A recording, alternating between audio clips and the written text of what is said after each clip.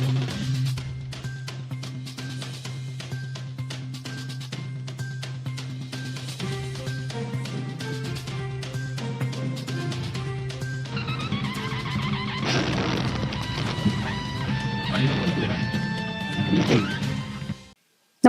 आपण पाहता हिरकणी न्यूज.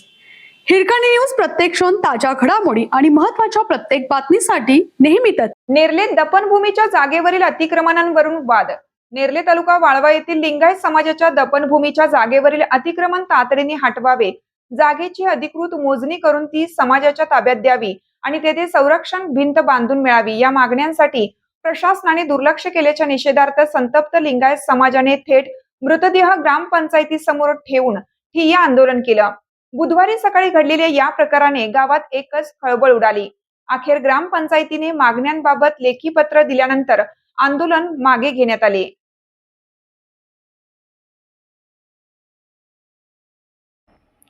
नेरले गावातील सर्वे नंबर 478/2 मधील 10 गुंठे जागा लिंगायत समाजाच्या दफनभूमीसाठी मंजूर करण्यात आली आहे. मात्र या जागेवर काही स्थानिक नागरिकांनी अतिक्रमण केलं आहे.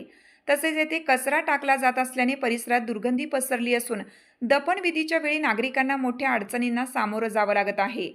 या संदर्भात लिंगायत समाजातील नागरिकांनी ग्रामपंचायत, पंचायत समिती आणि जिल्हाधिकाऱ्यांकडे वारंवार लेखी तक्रार करून दाद मागितली होती. मात्र त्यावर कोणतीही ठोस कारवाई झाली नव्हती.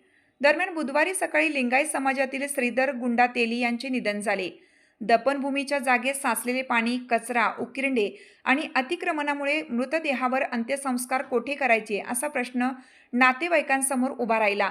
या उदासीन कारभारावर संताप व्यक्त करत लिंगायत समाजातील नागरिकांनी सकाळी 11 वाजण्याच्या सुमारास श्रीधर यांचा मृतदेह थेट ग्रामपंचायत कार्यालयासमोर आणून ठिय्या मांडला. या घटनेमुळे गावात तणाव निर्माण झाला होता. अखेर सरपंच संजय पाटील व ग्रामविकास अधिकारी यांनी आंदोलकांची भेट घेऊन हा प्रश्न सोडवण्याचं आश्वासन दिलं. त्यानंतर आंदोलन मागे घेऊन मृतदेहावर अंत्यसंस्कार करण्यात आले.